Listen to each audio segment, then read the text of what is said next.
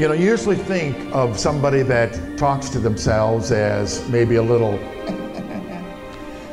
bit touched, you know, well, they talk to themselves. But the fact of the matter is that we talk to ourselves all of the time. Every one of us. Everybody in this place talks to themselves.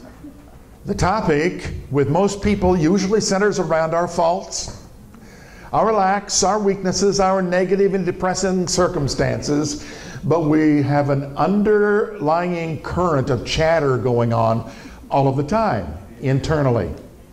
We talk to ourselves a lot. So the issue is not to try to stop talking to ourselves, but to change the nature of the conversation.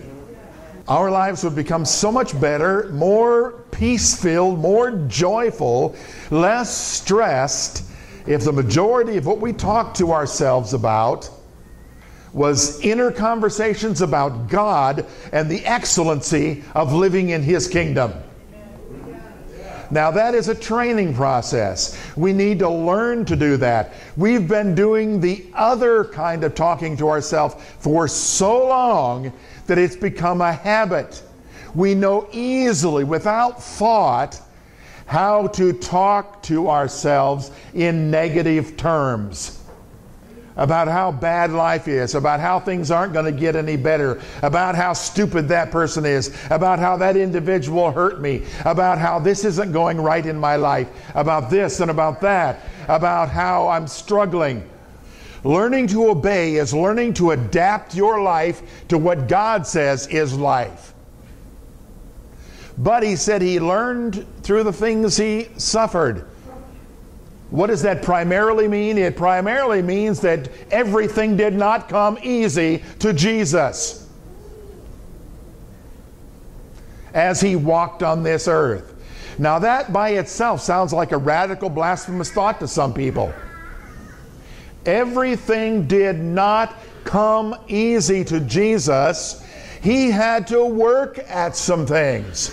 He had to keep making the choices of learning. He had to learn. It says he grew in wisdom and in stature and in favor with God and man. Jesus was our pattern.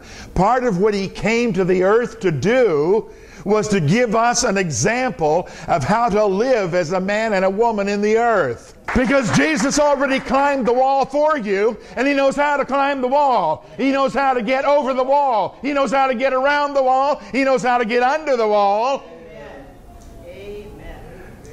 The story isn't about the wall, it's about Jesus and his love for us. It's about God wanting to take the chaos of our life and return us to a place of fellowship and intimacy with him.